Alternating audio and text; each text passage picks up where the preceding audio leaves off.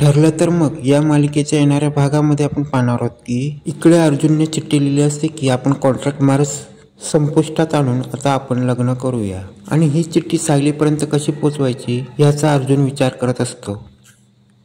तेव्हा इथे चैतन्य त्याला सांगतो ही चिठ्ठी अशी ठेवायची ते सायली वहिनीची नजर पडावी आणि ही चिठ्ठी वाचल्यानंतर सायली वहिनी काय करतात हे तुला समजेल। आणि अर्जुन असंच करतो आणि ही चिठ्ठी सायलीच्या हातात येते, पण त्या मधल्या वेळेत काय झालं असतं काय माहित नसतं आणि मधल्या टायमाला असं काय होतं आणि ही चिठ्ठी बदलून जाते आणि चिठ्ठी बदलण्याचा हात असतो अस्मिता आणि प्रियाचा। पण या अगोदर प्रियाने अस्मिताला फोन करून विचारलं असतं की तू सायलीवर लक्ष ठेव, सायली काय करते, सायली काय ऍक्शन घेते, तू ह्याची खबरबात मला देत जा। तेव्हा अस्मिता प्रियाला सांगते की काहीतरी यांचं घोळ चालू आहे, म्हणजे खाणाखुणा पण चालू आहे। तेव्हा प्रिया बोलते कसल्या खाणाखुणा, आणि अस्मिता सांगते यांची काहीतरी गडबड चालू आहे आणि मी पाहिलं की चैतन्य आणि अर्जुन हे दोघं एकमेकाला इशारे करत आहेत। प्रिया बोलते तू डिटेल मध्ये सांग। तेव्हा अस्मिता सांगते त्यांनी एक चिठ्ठी ठेवली आहे। तेव्हा प्रिया गडबडते, तेव्हा प्रिया अस्मिताला बोलते तू काय पण करून ही चिठ्ठी बदल। तेव्हा अस्मिता काहीतरी गडबड करत ती चिठ्ठी बदलते आणि सायलीला जी चिठ्ठी मिळाली असते ती अशी असते, आता तुमचे मधुभाऊ इकडे आले आहेत आणि मधुभाऊ आल्यानंतर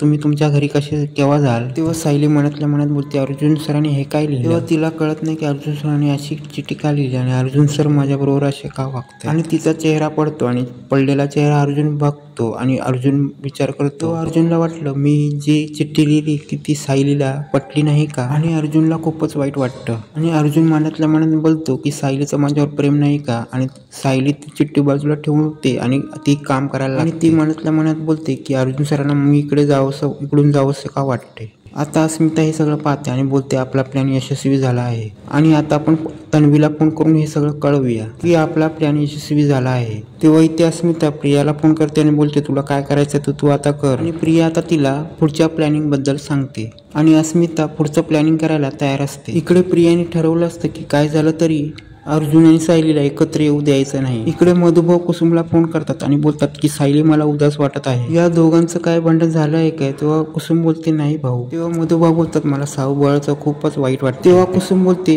तुम्ही घाबरू नका, आपली सायली खूप स्ट्रॉंग आहे आणि तिला कोणाच्याही मदतीची गरज नाही। तेव्हा कुसुम बोलते मला ह्याच्यामध्ये अर्जुन सरांची भेट घ्यायलाच हवी, आणि कुसुम बोलते सायलीवर त्यांचं प्रेम आहे की नाही हे सगळं त्यांनी कन्फर्म करावं, आणि ते कुसुम चैतन्याची भेट घेते। तेव्हा कुसुम बोलते या सगळ्यामध्ये जुळवत ठेवायचं काम अर्जुन सरांनी सायलीला केलं आहे।